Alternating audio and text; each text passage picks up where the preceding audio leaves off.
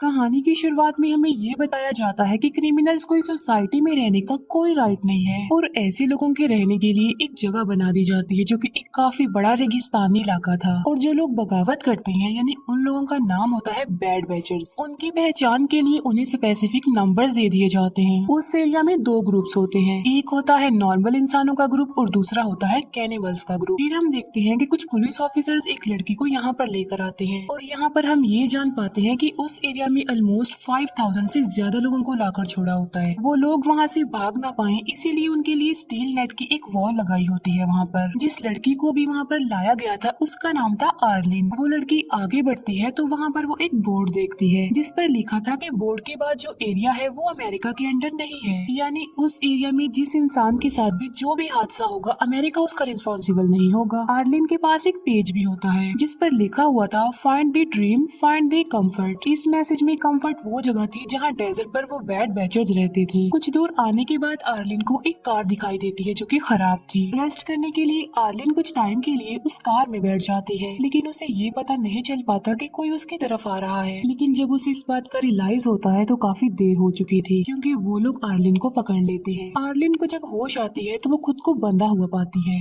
असल में उसे दो फीमेल्स किडनैप करके यहाँ पर लाई थी। उनमें से एक लेडी सॉ लेकर आर्लिन की तरफ आ रही होती है और वो आर्लिन का हाथ काटने लगती है। हाथ के साथ साथ वो आर्लिन का एक पैर भी काट देती है लंच बनाने के लिए, क्योंकि वो ग्रुप था कैनिबल का। डेजर्ट पर कुछ खाने को नहीं मिलता इसीलिए लोग कैनिबल्स बन जाते हैं, जबकि दूसरे ग्रुप के लोग कंफर्ट में रहते थे। जो कोई भी डेजर्ट में आता था ये कैनिबल्स उसे पकड़ लेते थे और उसे अपना खाना बना लेते थे। और ये कैनिबल खुद को बिल्कुल फिट रखते थे, अपनी हेल्थ का काफी ख्याल रखते थे। वहाँ पर बहुत सारे लोगों को इन्होंने प्रिजनर्स बनाया होता है जिनके हाथ पांव भी काटे गए थे। कैनिबल्स को जब भूख महसूस होती है तो वो इंसानों को पकड़ लेते हैं और उनकी बॉडी का कोई भी पार्ट काट कर उसे खा लेते हैं। और अब तो आर्लिन भी उनकी विक्टिम बन चुकी थी। वो समझ चुकी थी कि वो इन कैनिबल्स का खाना बनने वाली है और अगर वो जिंदा रहना चाहती है तो उसे यहाँ से भागना होगा। लेकिन वहाँ से भागना काफी मुश्किल था क्योंकि उसका एक हाथ और पाँव कटे हुए थे और उसे चेन से भी बांधा गया था। लेकिन आर्लिन को एक आइडिया आता है, वो अपनी पूरी बॉडी पर अपना वेस्ट मटेरियल लगा लेती है। नेक्स्ट डे एक कैनिबल लेडी आर्लिन को चेक करने के लिए आती है तो वो देखती है कि आर्लिन वेस्ट मटेरियल में लथपथ है। ये देखकर वो कैनिबल लेडी उसे आजाद कर देती है और आर्लिन को क्लीन करने के लिए खींच कर अपने साथ ले जाती है। फिर वो लेडी पानी लेने जाती है। इसी दौरान आर्लिन मौके का फायदा उठाकर एक रॉड छुपा लेती है। जब वो लेडी आर्लिन को क्लीन कर रही होती है तो आर्लिन उसी रॉड से उस पर स्टैब करती है जिससे वो कैनिबल लेडी गिर जाती है। फिर आर्लिन उस पर बार बार स्टैब करती है और कैनिबल लेडी की मौत हो जाती है। फिर आर्लिन क्रॉलिंग करते हुए वहाँ से भागने लगती है। आगे जाकर उसे एक स्केटिंग बोर्ड मिलता है जिसके जरिए वो वहाँ से भाग सकती थी। वो डेजर्ट काफी बड़ा होता है और आर्लिन थोड़ी दूर जाते ही थक जाती है और उसे भूख और प्यास लगने लगती है शिद्दत वाली, जिसकी वजह से आर्लिन बेहोश हो जाती है। वहीं पर एक आदमी था जो कि अकेला रहता था, यानी ना तो वो कंफर्ट ग्रुप का था और ना ही कैनिबल था। वो बूढ़ा था जिसकी वजह से वो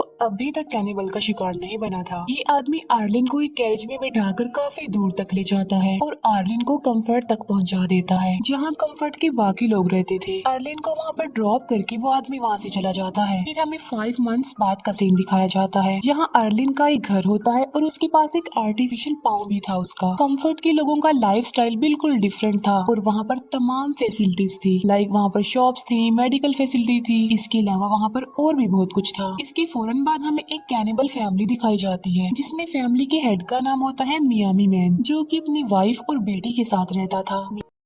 मियामी मैन एक काफी अच्छा पेंटर था जो उस वक्त अपनी बेटी का स्केच बना रहा होता है। मियामी मैन एक लड़की के पास जाता है जिसे उसने प्रिजनर बनाकर रखा हुआ था और वो उसे मार डालता है। डिनर करने के लिए उस लड़की की बॉडी के टुकड़े टुकड़े कर देता है। फिर वो फैमिली रात का खाना खाती है। नेक्स्ट डे हम देखते हैं कि आर्लिन अपसेट थी क्योंकि वो अपने हाथ और पाँव को खोकर काफी दुखी होती है। उस वक्त वो अपनी बॉडी के पार्ट्स को मिस भी कर रही होती है। ये सोच रही होती है कि अगर उसकी बॉडी पूरी होती तो वो कितनी अच्छी लगती। साथ साथ उसे कैनिबल्स पर गुस्सा भी आ रहा था क्योंकि आखिर उन्हीं की वजह से तो वो ऐसी हुई थी। कैनिबल से बदला लेने के लिए वो एक गन लेती है और वहाँ से निकल जाती है। कंफर्ट से निकलने का एक दूसरा रास्ता भी होता है और वो दूसरे रास्ते को ही यूज करके वहाँ से निकलती है। मियामी मैन की वाइफ घर का कुछ सामान लेने का सोचती है, इसीलिए वो अपनी बेटी को भी साथ ले जाती है। दोनों माँ बेटी पुराने सामान में से जरूरी सामान ढूंढ रही होती है, लेकिन आर्लिन कुछ दूरी से उन्हें देख लेती है और वो उन लोगों के पास जाती है। आर्लिन को जब ये बात पता चलती है कि वो दोनों कैनिबल है तो वो डिसीजन लेती है उन्हें मार डालने का। मियामी की वाइफ उसे कहती है कि प्लीज हमें जाने दो, हमने तुम्हारा कुछ नहीं बिगाड़ा है, मगर आर्लिन उसकी एक नहीं सुनती, बल्कि वो कहती है कि मैंने भी तुम जैसे कैनिबल लोगों से अपनी जान की भीख मांगी थी, लेकिन उनको मुझ पर तरस नहीं आया, बल्कि उन्होंने मेरा एक हाथ ही काट दिया। ये कहते ही आर्लिन मियामी की वाइफ को शूट करके मार डालती है। मियामी की वाइफ जब मर जाती है तो उसकी बेटी को कुछ समझ नहीं आता कि आखिर मेरी मदर को क्या हो गया है, क्योंकि वो कुछ भी नहीं बोल रही है। बच्ची को अकेला देखकर आर्लिन को उस पर तरस आ जाता है और वो डिसाइड करती है कि वो इस बच्ची को नहीं मारेगी। वो उस बच्ची को अपने साथ कंफर्ट एरिया में ले जाती है। इन दोनों को कंफर्ट जाते हुए वो अकेला आदमी देख लेता है। कंफर्ट में उस बच्ची को एक रैबिट पसंद आ जाता है, इसीलिए आर्लिन उस बच्ची के लिए वो रैबिट परचेज कर लेती है। बाद में आर्लिन उस बच्ची को अपने ही घर ले जाती है। शाम होने वाली थी और मियामी की वाइफ और बेटी अभी तक घर नहीं आए थे, इसीलिए उसको फिक्र हो रही थी कि मियामी मैन उन दोनों को ढूंढने के लिए निकल पड़ता है। वो उसी जगह पर जा पहुंचता है जहाँ पर पुराना सामान पड़ा हुआ था। वो देखता है कि उसकी वाइफ की डेड बॉडी को कौवे खा रहे हैं और उसकी बेटी भी लापता थी। उसका कुछ भी पता नहीं चल पा रहा था कि वो कहाँ गई। सडन मियामी की नजर उस अकेले आदमी पर जाती है जो कि पुराने सामान के पास खड़ा हुआ कुछ ढूंढ रहा होता है। मियामी उस आदमी को अपनी बेटी का स्केच दिखाता है और ये पूछता है कि क्या आपने इसे कहीं पर देखा है। वो आदमी मियामी को कहता है कि ठीक है, मैं तुम्हें बता देता हूँ कि तुम्हारी बेटी कहाँ पर है, लेकिन उसके लिए एक शर्त है और वो ये कि तुम मेरा भी सेम ऐसा स्केच बनाओ। अब क्योंकि मियामी के पास और कोई ऑप्शन नहीं होता, इसीलिए वो उस आदमी का भी स्केच बना देता है। फिर वो आदमी मियामी को एक क्लू देता है। वो उसकी बेटी के स्केच पर लिख देता है फाइंड कंफर्ट। ये उस तरफ इशारा था, यानी उसकी बेटी कंफर्ट में है। रात को अर्लिन उस बच्ची को एक क्लब में लेकर जाती है जहाँ पर कंफर्ट एरिया का सबसे ज्यादा रिच आदमी होता है, जिसका नाम होता है द ड्रीम। ड्रीम को सब लोग वहाँ पर अपना हीरो समझते थे, क्योंकि वो अकेला ही पूरे कंफर्ट में ड्रग्स सप्लाई करता था। अजीब बात ये थी कि उस ड्रग में एक किस्म का मैजिक था और जो आदमी उस ड्रग को लेता था वो अलग ही दुनिया में खो जाता था। उसका माइंड अलग ही डायरेक्शन में चलने लगता था। ऐसा फील होता है कि जैसे इंसान ड्रीम में आ गया है, इसीलिए तो उस आदमी का नाम ड्रीम होता है। और ड्रीम कंफर्ट का मेयर भी था। पार्टी में ड्रीम सबको ड्रग देता है। उस वक्त आर्लिन भी एक ड्रग ले लेती है। इसी दौरान मियामी की बेटी का रैबिट उसके हाथ से छूट जाता है और वो उसे लेने जाती है। इसी कोशिश में वो बच्ची आर्लिन से काफी दूर चली जाती है। वो बच्ची ड्रीम के पास पहुंच जाती है और वो उसे अपने साथ ले जाता है।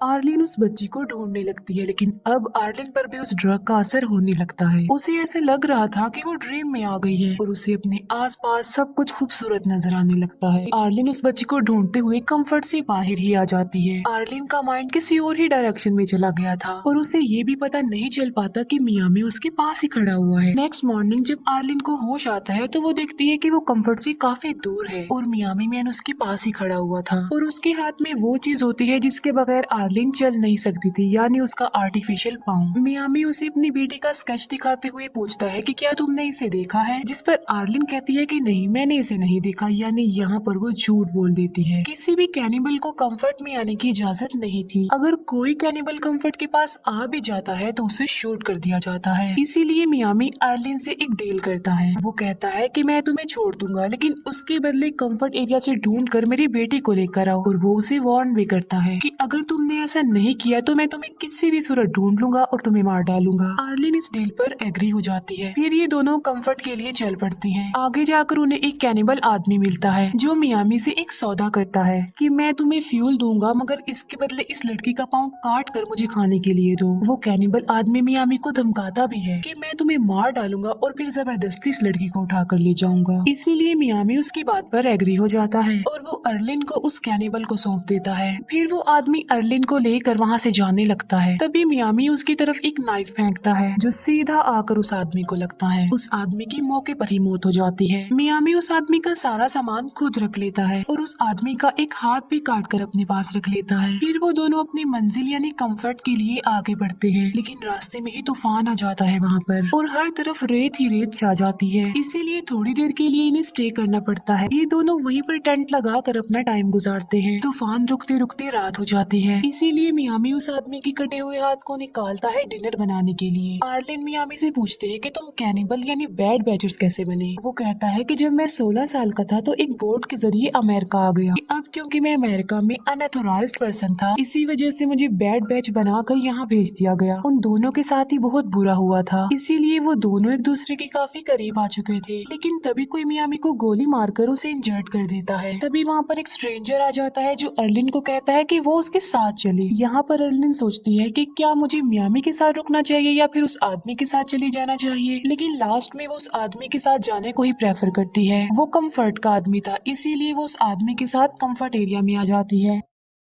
लेकिन कंफर्ट में आने के बाद उसे अच्छा फील नहीं हो रहा था। कंफर्ट में आकर वो खुश नहीं थी। वो उस टाइम को याद कर रही थी जब मियामी ने उसकी जान बचाई, उसका ख्याल रखा। जो टाइम उन्होंने साथ गुजारा था, अर्लिन उसे बड़ा मिस कर रही थी क्योंकि वो मियामी को लाइक करने लग गई थी। इसीलिए वो फैसला करती है कि वो मियामी के पास वापस चली जाएगी और उसी के साथ ही रहेगी। इसीलिए अर्लिन उसी जगह पर पहुंच जाती है। वहाँ पर उसे मियामी तो नहीं मिलता, लेकिन उसकी नोटबुक मिल जाती है जिस पर वो स्केचेस बनाता था। अर्लिन उस नोटबुक को उठा लेती है और वापस कंफर्ट में आ जाती है। वो अकेला आदमी डेजर्ट में बिल्कुल अकेला बैठा हुआ था। तभी वो देखता है कि कुछ दूरी पर बहुत सारे कौवे उड़ रहे हैं और वो समझ जाता है कि वहाँ पर जरूर कुछ न कुछ है। पास जाकर चेक करने पर वो देखता है कि वहाँ पर मियामी बेहोश पड़ा हुआ है। वो मियामी की मदद करता है। वो एक कौवा पकड़ता है और मियामी को खिलाता है ताकि उसे थोड़ी ताकत मिले। दूसरी तरफ अर्लिन मियामी की नोटबुक देख रही होती है जिसमें डिफरेंट टाइप्स के स्केचेस बने हुए थे। उन स्केचेस में एक स्केच मियामी की बेटी का भी था। अर्लिन फैसला करती है कि वो किसी भी सूरत में इस बच्ची को ढूंढ लेगी। वो मियामी की बेटी का स्केच लेकर सारे कंफर्ट वालों से पूछती है कि क्या किसी ने उसे देखा है, मगर किसी ने भी उस बच्ची को नहीं देखा होता। थक हार कर अर्लिन एक जगह पर बैठ जाती है। फिर वो देखती है कि कुछ लेडीज ड्रीम के घर से बाहर आ रही हैं। वहीं पर एक लेडी के साथ मियामी की बेटी भी होती है। यहाँ पर हम ये जान पाते हैं कि असल में ड्रीम ने मियामी की बेटी को अडॉप्ट कर लिया था क्योंकि उसकी कोई औलाद नहीं थी। अब फाइनली अर्लिन को पता चल जाता है कि आखिर मियामी की बेटी कहाँ पर है, लेकिन वो सोचती है कि मैं उस बच्ची को कभी भी वापस नहीं ला सकूंगी क्योंकि ड्रीम बहुत पावरफुल है, उसके पास सारी अथॉरिटी है और वो ऐसा नहीं होने देगा। उसे एक आइडिया आता है और वो ड्रीम के पैलेस पे जाती है। पैलेस में बहुत सारी औरतें ड्रग्स बना रही थी। ड्रीम वहाँ आकर बताता है कि आज वो जो कुछ भी है इस ड्रग की वजह से है। अर्लिन कहती है कि मैं भी इन औरतों की तरह इस पैलेस में काम करना चाहती हूँ, जिस पर ड्रीम इस बात पर राजी हो जाता है। एक लेडी अर्लिन को एक रूम में ले जाती है जहाँ पर अर्लिन वॉशरूम का बहाना बनाकर चुपके से अपने नकली पाँव में से गन निकाल लेती है। वो उस लड़के को गन पॉइंट पर लाकर प्रिजनर बना लेती है। वो ड्रीम को कहती है कि अगर तुम बच्ची को छोड़ दोगे तो मैं इस लेडी को छोड़ दूंगी। वो लेडी ड्रीम की वाइफ थी, इसीलिए ड्रीम को उसकी बात माननी पड़ती है। आर्लिन, वो लेडी और वो बच्ची तीनों एक कैरेज में बैठकर वहाँ से जाने लगते हैं। कंफर्ट एरिया से बाहर आने के बाद अर्लिन उस लेडी को छोड़ देती है और जाने देती है। फिर अर्लिन और वो बच्ची डेजर्ट की तरफ आगे बढ़ते हैं। आगे जाकर उन्हें मियामी मैन भी मिल जाता है जो कि उस अकेले आदमी की हेल्प की वजह से काफी बेटर हो गया था। अर्लिन उस बच्ची को मियामी मैन के हवाले कर देती है और वो मियामी को कहती है कि प्लीज मुझे भी तुम अपने साथ ले चलो। मियामी उसे कहता है कि ऐसा नहीं हो सकता। वो उसे काफी समझाने की कोशिश करता है। वो कहता है कि हमारी दुनिया में तुम्हारे लिए मौत के सिवा और कुछ नहीं है क्योंकि हम कैनिबल हैं और तुम किसी न किसी दिन कैनिबल का खाना बन सकती हो। इसीलिए तुम्हारे लिए बेहतर है कि तुम अपने ग्रुप यानी कंफर्ट में चली जाओ। अर्लिन कहती है कि नहीं, मैं वापस नहीं जाऊंगी। वो कहती है कि मुझे इससे कोई फर्क नहीं पड़ता कि तुम कैनिबल हो, मुझे बस तुम्हारा साथ चाहिए। मैं तुम्हारे साथ रहना चाहती हूँ क्योंकि मैं तुम्हें लाइक करती हूँ। मियामी की बेटी उसे कहती है कि मुझे भूख लगी है और मैंने नूडल्स खाने हैं, ना कि गोश्त खाना है। अब वहाँ पर तो नूडल्स मिल नहीं सकते थे, इसीलिए मियामी मैन उसके खरगोश को मार डालता है और वो ही उसे खिला देता है। वो लोग हैप्पी लाइफ गुजारने लगते हैं और यहीं पर ये मूवी एंड हो जाती है। Thank you for watching.